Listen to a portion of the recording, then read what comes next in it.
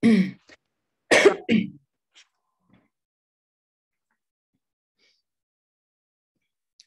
hello. Okay, I can see that people are joining. Hello, Sanya. Hello. Okay, I think we will wait a minute for people to join us. So it's time for you to say hello. Maybe you could write where you're from.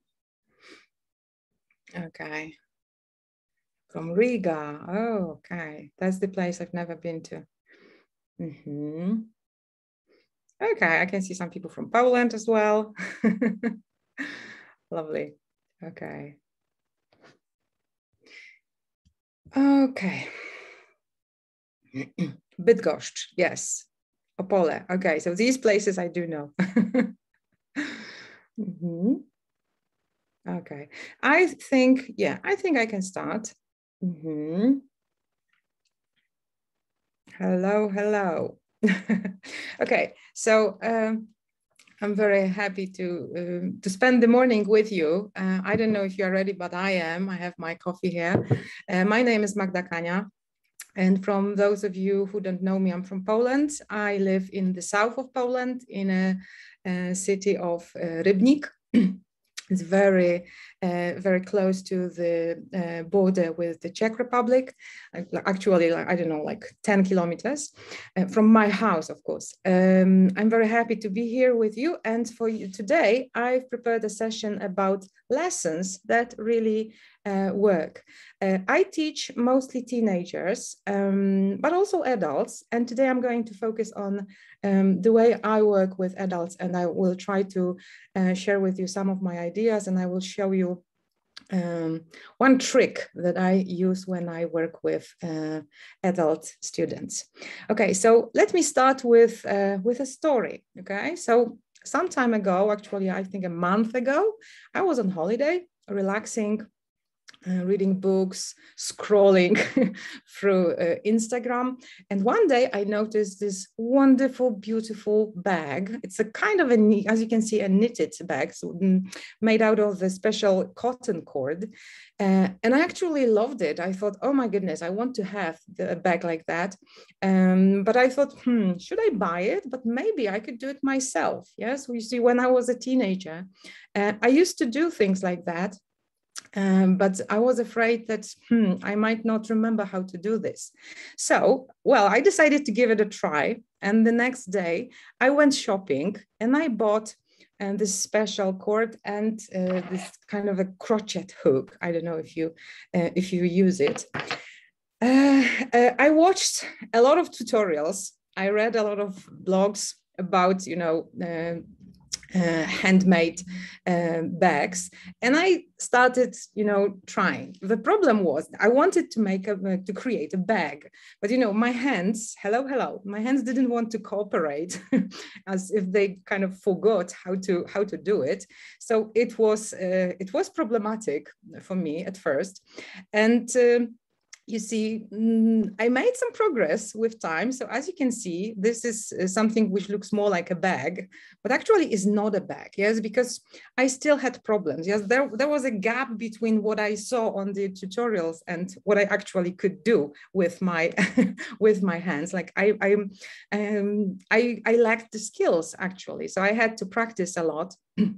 And finally, as you can see, my to-be bag turned out to be a basket. Yes, okay, I can show you. I have a proof that it really is my doing. So I decided that it's the beige one will be my basket for the stuff.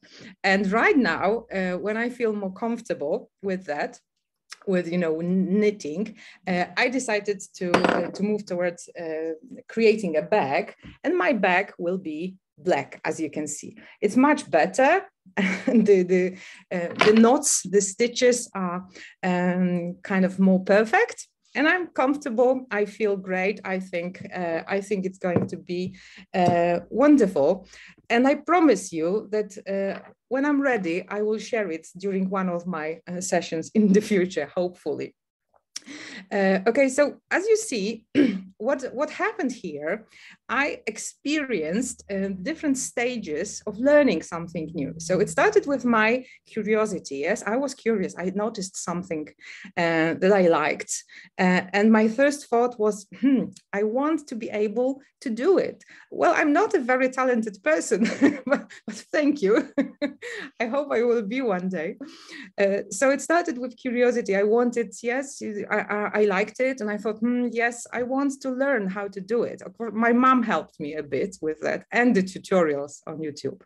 But then we are curious, so we want to learn something. And this is kind of the main drive in learning something. Yes, you need to be curious. You need to feel the need to learn something.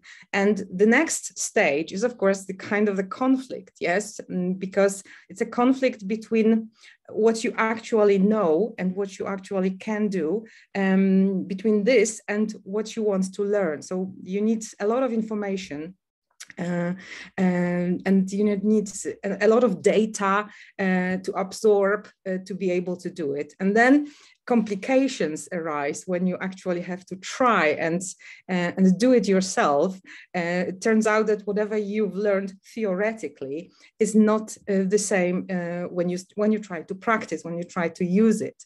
But the last stage, of course, is the change, because hopefully you actually learn something and you acquire a new skill. And it so happens that the same words, curiosity, conflict, complications, and change, are also the 4 stages of storytelling. These are the words that good storytellers use to tell beautiful stories that are enchanting, that want you to listen to them, and that stories that kind of keep you interested. So if you go online and try to browse the internet, trying to look for the 4 C's of storytelling, you will find different versions. Okay, so of course it's not only curiosity, conflict, complications, and change. There are kind of combinations like character, conflict, and so on. But I chose this one because this one is the closest to the stages of learning. And I thought this is actually a nice thing here to think about learning and storytelling, because I would like, because we have to remember that stories are psychologically privileged. It means that, like psychologists claim that stories are psychologically privileged because they are interesting, and it's natural for our brains to listen to stories. We love stories. We are interested. We understand what we can hear if it is told in a form of a story, and we remember it better. So that's why I would like today to try to show you, I'm planning to show you how to structure your lessons the way that stories are structured. Okay, so I want you to think about your lessons when you plan your lessons, about planning your lessons, that I want you to think about it as if you were trying to tell your students a story, or go with them through the story. Okay, so of course, like I said, I will talk about teaching adult students, and the ideas and the lesson I will show you is from the Speak Out Intermediate. I am currently working with some groups and using Speak Out, but actually I'm using, I don't know if you can see, Speak Out Intermediate Plus.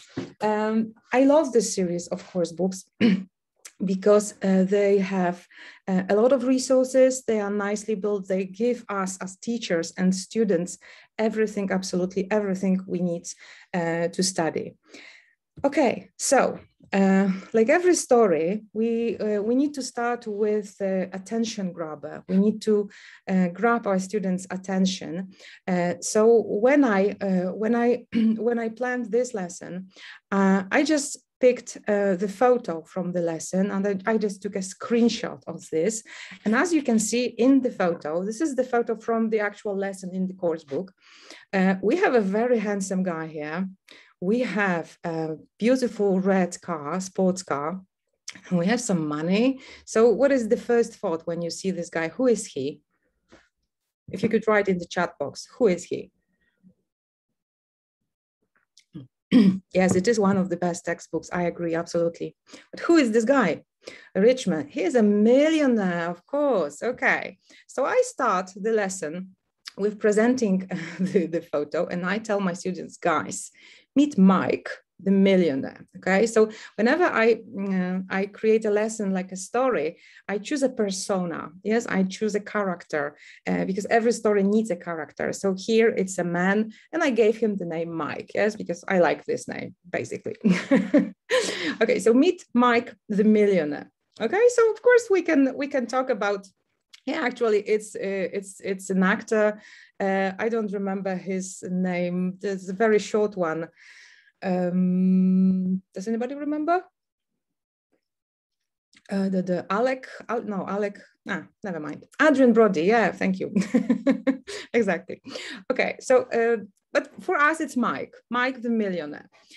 So, well, we can talk about the visual, we can talk about the photo, but what I told my students was that, guys, imagine that Mike is a very busy man, but actually, by accident, he has some time and he is going to visit us here today. And you have like 10 minutes or 5 minutes to ask him 10 questions. Okay, so what do you think? What questions would you like to ask him? And then I ask my students to work individually or in groups.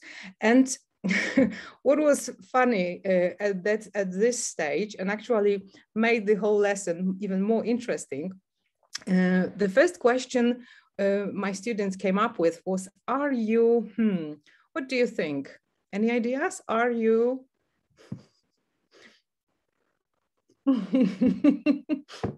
Exactly. Are you single? I don't think I need to add that it's a female group that I work with. So the first question was, are you single? Okay, it was a lot of laughter. And what happened next was, of course, the first question in a way determined the way the rest of the questions followed. So if you want to avoid that, if you want your students to focus on certain aspects, it's better if you give them some categories, like you can ask him questions about his private life, about his business, about his interests, and so on. But this is not what I do at this point, because as you can see, the first question, are you single, made the lesson more interesting. We had a lot of fun, and the girls, the women, they followed this way, and they came up like with unusual words that we don't even sometimes use on our lessons, like, do you use any dating apps? Are you tight-fisted? And so on and so on. So it was very interesting. It was a very good warm-up. And what I call an appetizer, because they wanted to know more, they wanted to learn more. They knew that you were going to talk about Mike, and he's a millionaire. Lovely. Okay, it's going to be a fascinating lesson. Okay, so what we can do if we work online, if you use Speak Out course book, well, in Poland you already have it, and in other countries you will have it just in the coming days. This is what I mean is the access to the virtual classroom. Okay, so once you have the access to your course book and you have the special code, you will also have access to the virtual classroom. It's a function in which you can create groups and you can run your lessons online with the groups. Okay, so as you can see, we have here the list of users, like the list of the members of the group. There is the audio, video, and there are different options. But what I love here is the option of questions, because if you work online, you can just write the question, like, what questions would you like to ask Mike? And then your students can write the answers. And I hope you can see this. it is for us teachers to decide whether we want to publish the answers anonymously or with the names. It also gives us extra options, yes, because if the answers are anonymous, we can then move on into, I know, guessing, like whose answer, whose question was it and why, and so on. So there are a lot of possibilities, and I think you will love this function of the virtual classroom once you try it. Okay, so we had a chance to ask Mike some questions, and now I think it's time to learn more about him. So the next stage of the lesson was the discovery, but remember, we need some conflict here, yes? Okay, so with strings attached, of course, we can't give them everything at this stage, because, you know, a skillful storyteller shows rather than tells the audience what a character is like. You see, I want to give you an example. Like, I have a friend who likes telling stories, and she thinks she's a good storyteller. I think she's a terrible storyteller, because when she tells me a story, she gives me all the details, absolutely all the details. And after, 2 minutes, I'm bored to death. I don't want to listen to her anymore. There is no space for me to guess or to think about like what it is that she means. Yes, like she gives me all the details. So I think we have to remember about it when we tell stories, that we shouldn't give our students everything. Yes, like we should leave some space for them to predict, to guess, to think, to use their cognitive skills. So at this stage, I want to show you the active books that you will be able to use and your students will be able to use when you work online in next year or any time in the future. So once you open the course book, you open the lesson, and you can see like a spreadsheet, you can see the whole 2 pages of the course book. So at this stage, you see that we have the text here, okay? But I don't want my students to learn everything just like that. Like, I don't want them to know all the facts. So what I do is just I cover parts of the text, okay? But as you can see, I cover it like in the middle, so they only see part of the sentences. Okay, it's not like giving them one paragraph and then cover the other. No. I just cover it vertically. Okay, so I always have a problem with horizontally. Vertically, I have to use my hands. I cover it vertically, and ask them to read the text. Yeah, it is brutal, it's very demanding, but it works brilliantly for the brain, yes, because there's a lot of work going here. So I use the toolbar, which you can see at the top of the page, and there is the option hide. Okay, so you just add the rectangles in this case here, and you just hide the part of the text. So I ask, of course, my students to read what they see and try to guess the rest. When I work in the classroom, do I have it here? Oh yes, I'm sorry. Okay, when I work in the classroom, I sometimes do something different. I copy the text and I just scramble it and I make snowballs. I hope you can see that. Okay, you can see single words here, and I just throw it at my students and ask them to look at it. Do not open it. Yes, like look at it and try to find some words that might give you some information and try to predict. But I actually stopped doing this once one of my students told me that this is not very eco-friendly. It was a harsh criticism, and I thought, okay, yes, I have to be careful. But yeah, you can give it a try. I think it's worth. And in terms of the methodology and in terms of learning, it worked brilliantly. Yes, because they could see just single words and they have to try and to make sense of whatever they could pick from the snowball. Okay, so they of course they have some more information. but not everything. So now it's time for even more conflict, but this time is really cognitive conflict. This is the time when we want to learn more about Mike. Remember that I keep repeating them, that we are talking about Mike. We have the character during this lesson. Okay, so of course, this is the time, like in case of my bag or basket, this is the time when I watched the tutorials and I tried and I read some blogs because I wanted to gather as much data as possible to be able to do something more. Great idea, but with intermediate, with starter, it will not work. I think it will work because, you know, when you work with students, well, maybe not starter, but elementary, definitely. I do it with elementary students, yes, because you have to remember that the texts are easier in elementary, on elementary levels, okay? So it's just a slightly different way. Of course, I help them more and I give them some hints, but do not cross it out, try it. If it doesn't work, that's okay, just, you know, get rid of it, but just give it a try, okay? There are a lot of ideas that I see in different workshops, you know, conferences, and then I try it in my classroom and they simply don't work. But, you know, at least I tried, and then I just, you know, discard them. Okay, so this is the time for cognitive conflict. So this is the time when we want them to learn something more.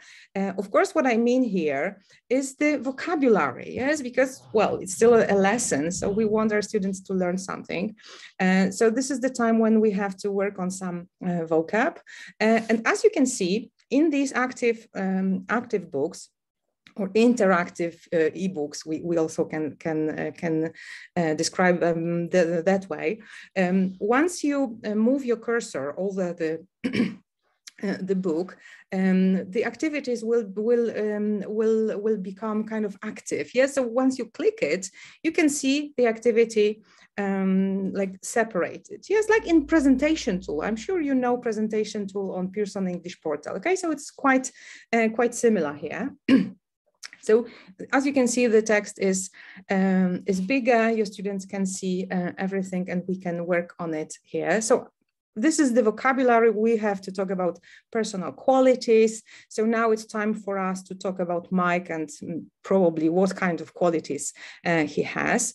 There is one option in which you see at the beginning, I used the hide option, but here we have the kind of the opposite. It's the area, when you just hide the whole page and they can see just the exercise. Okay, of course you can use it at some points. You can use it at this point to attract their attention to actually only this activity. Just like put aside the photograph, do not talk about his suit. Let's focus on his personality.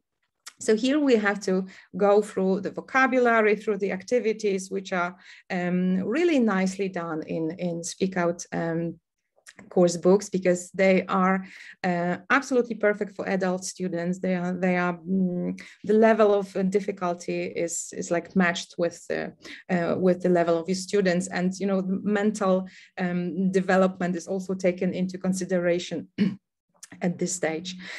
So of course there is some vocabulary that we have some extra vocabulary that we can use to work with our students, or we can ask them to show them like that there is some extra page with vocabulary bank. This is something they can do individually after the lesson, or you can incorporate it into the flow of your lesson if you have, of course, time. And of course there is some grammar. Yeah, so first we have to know what Mike is like what are his features. But then actually we can also we also need to be able to talk about his life, like, well, what should he do, or what should you do to be a millionaire and stuff like that. So as you can see, we have some modal verbs. And we are talking about obligation in this case. And of course, this is something that the book gives you. Where are the codes available? If you want the codes or more information about the active books, I think you should contact your local Pearson group, and they will give you all the information, I'm sure. Okay, so I can't tell you right now. If there is somebody from Pearson here, I think there is, so maybe they will give you more information in the chat. Okay, so it's the grammar, and now that we have some information like vocabulary, some grammar, now it's time for us to sum up and talk about Mike again. Now that we know so much more about him, yes, like when I was actually doing my back, this is the time when I absorbed the information, and then I started actually doing something. So here again, we have the active book, and there is the option of the whiteboard, which is quite useful because you simply hide the course book and you can write or draw whatever you want. So at this point, I use the whiteboard, of course, and at that time, I think it's a good idea to give them some kind of the mental break and to have some fun, yes, because we are after the part of the controlled practice, yes, they had to absorb a lot of information, so now let's go through it, but we can do it in a more brain-friendly way. So here we can use some kind of a game. I love using dice in my lesson. So this is what I would do. I would choose, like, for the first role, we have the adjectives that we try to practice. And the second role is the modal verbs. Okay, so as you can see, we have two options, two aspects that we want our students to learn. And we can ask them to talk about Mike, yes, like by choosing, by rolling the dice and just choosing the options we have. So I want to give you a try. So let's say that the first role is one, it's this indecisive, and then shouldn't. Okay, can you make a sentence about Mike using indecisive, shouldn't? Anybody? I need a break. Well, anybody? Mike, the millionaire, indecisive, shouldn't. He shouldn't be indecisive. Yeah, that's quite obvious. Okay. He shouldn't be so indecisive about sharing his wealth with me. Thank you, Magda. Okay. Indecisive people shouldn't be bosses. Yes. Okay. At this point, I would remind my students that, remember, we're talking about Mike at this stage. Yes. Mike is so indecisive. You shouldn't expect a proposal, Tatiana. Of course. Okay. So you see, some sentences, like knowing your students, some sentences will be quite simple, some will be more advanced, but that's okay at this stage. This is the controlled practice. Yes, we want to check whether our students understand and remember the words, and whether they understand and remember the structures, the modal verbs, and if they remember how to use them. Okay, so it's just basically a form of controlled practice in a slightly more relaxing way, okay? Being indecisive about this very matter, he shouldn't tell anyone about his hesitations. Wow, Bata, fantastic, okay? So like I said, some sentences will be more advanced than others. Thank you.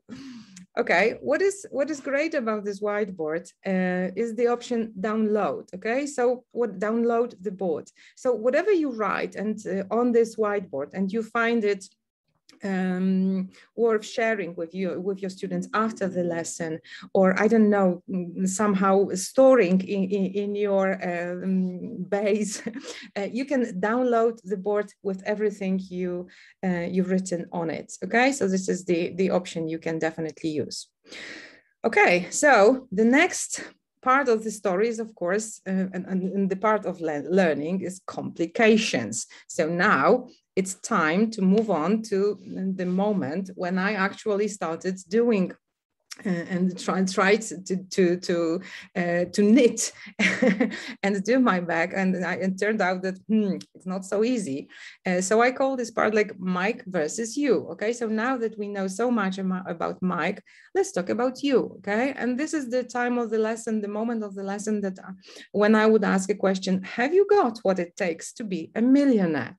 So I think you can see it. Yes, like during our lessons, like we have the introduction, then we have controlled practice, then we have free practice. So this is the part of the lesson when we have some free practice, and our students have to actually use the knowledge, use the newly acquired language, talking about themselves. So what I love about the active books is the option of you can record yourself. This is the option because your students also have access to these books and they can work individually with the material. I'm not sure if I told you that. So there is the option you can record yourself. I think it's absolutely brilliant because when we listen to other people, we immediately hear their mistakes. Yes, like I'm sure that, if I, say something in a wrong way, you definitely identify it immediately. Well, we can't do it ourselves. Yes, we can't hear it. I usually watch the sessions, the webinars that I during which I present something. I watch them later and try to analyze what I can do better in the future. And there are moments that I just catch myself, making a mistake. It's just, oh my goodness, how could I have said that? It's just natural, okay? It's easier for us to identify the mistakes when other people speak. So the option of you can record yourself is brilliant because students can actually listen to themselves before they share it or before they for example, present in front of the whole group. It's fantastic also for the shy students, and we have a lot of that, of students like that who are shy or who are afraid to speak in public, yes, because they are kind of traumatized, or they are afraid that people might think of them something bad if they make and before. Just give me a second. Are these new options of speak out? We haven't seen this before. Is it in? Yes, they are new options, and you will get the information soon. I'm just giving you kind of the taste of what is going to happen. Yes, the active books are the option, the extra option. Yes, you have the presentation tool as a teacher, but students and you also will have access to active books, like which the course book is kind of fully turned into a digital version, interactive version, where students can do the activities, can work on the activities online, okay? And you can see their progress and so on. So as you can see, they are interactive, and students can, it's not that they open the course book and they just, write the answers or use the workbooks. They can actually use the interactive coursebook. Yes, it is, and it's going to be really helpful. Trust me, it is brilliant. Okay, but going back to this, record yourself. It's a great option, and I think you will love it too. Students at first feel are kind of scared and they are not sure it's a good idea. But when you tell them that, well, you can record yourself, listen to it, and you decide about the moment that you're going to share it with others, with your teacher, for example, okay? So it's not that you record and it immediately it's stored in the base and that your teacher can listen to you. No, you can take as many tries as you need, as you wish, okay? So this is a great practice for our students, and I think you just have to explain it to them. What is good and what is worth remembering if you work this way, if you ask your students to prepare some kind of a speech, let's say, you expect them to talk about the topic for some time, like for example, have you got what it takes to be a millionaire? Of course, you want them to speak for some time, like a minute or two, and you ask them to record themselves. It would be a good idea to give them some kind of a checklist, okay, so that they know what to focus on. It's like, did I use the words properly? Are my sentences grammatically correct? And so on. Okay, so this is something I share with my students, and this is a checklist. And once they record themselves, when they listen to themselves, they have a checklist, and they can just tick the elements that they've covered. Okay. Okay, so why is that important? Because you know that facts are important. We need knowledge to be able to think. Yes, without knowledge, we are not able to think or to create anything. But still, we also need the skill to use the knowledge. Okay, if you have just the facts, you don't have the skills. It's not enough. Like with my bag, I had all the facts from the tutorials, but I lacked the skills. So I needed a lot of practice to create this beautiful basket. Yes, but still not a bag, not yet.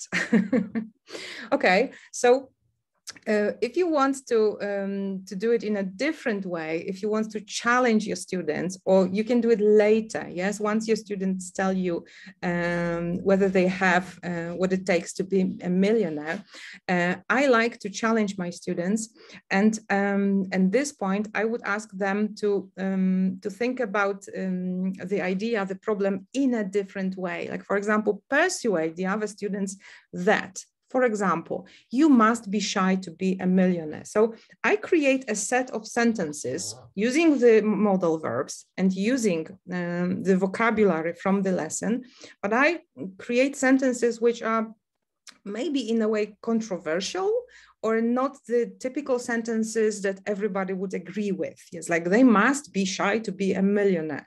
This is, I don't think this is the first idea that we have when we think of a million. Yes, so it is something challenging for them. And I ask them to think about it in a the devil's advocate in a different way. Okay, I think it's good to challenge our students, to make sure that they get more tasks which are more and more difficult. Of course, as you see, I use the vocabulary and the structures from the lessons, the vocabulary and the structures that we have practiced during our dice game. Okay, and well, like every story needs a happy end. So the happy end of our lesson would be, just give me a second, the happy end of our lesson would be like no mistakes. Of course, students will make mistakes in the process of learning, but what we want them to change. Yes, like, well, I have changed because I just accepted my first failure and my bag turned into a basket. But the happy end is that I don't give up, and I'm going to create a bag. So the happy end would be that our students don't make any mistakes. Zoltan is asking the question, does roadmap come with active book function? Yes, yes. Roadmap, I think yes. I even think I talked about it. English file, sorry, English file is not Pearson, Ida. I think English file is Oxford, so you have to ask a different publisher here. Okay, so no mistakes, and have a look. The other option, all the activities that your students have in the course book are interactive. So as you can see, you can ask them to work with a paper course book, or you can ask them to work with the active book. And here the vocabulary practice is just they have to drag the words, okay? So they have the definitions and they drag the words. Of course, they will make some mistakes. And what is great is that once they want to check, once they are ready and they want to check the answers, they can see the mistakes. So it's like an instant feedback, okay? And they can see what they still need to work on. Gold Experience, Gold Experience doesn't have active books, but I think it might have in the future. Okay, like I said, if you have questions about, you know, the products, I think it's good to ask your local group of Pearson people, and they will definitely give you information. Okay, and of course, this is the happy end when we see that our students have actually learned and they acquired new language, and they know the vocabulary, and they are, no mistakes, absolutely zero mistakes. So I hope you noticed that, like I said, this 4 C's of storytelling is about learning something new. The stages of learning is quite similar, but actually it's very similar to the way we plan our lessons. Okay, so curiosity is the part of the lesson when we try to engage our students, when we want to make them interested. Then the conflict, when they have to study and they have to kind of try to bridge the gap between what they already know with what it is for them to learn. Then complications is the activate part, when students have to kind of start working on the material themselves, and just try to use the language.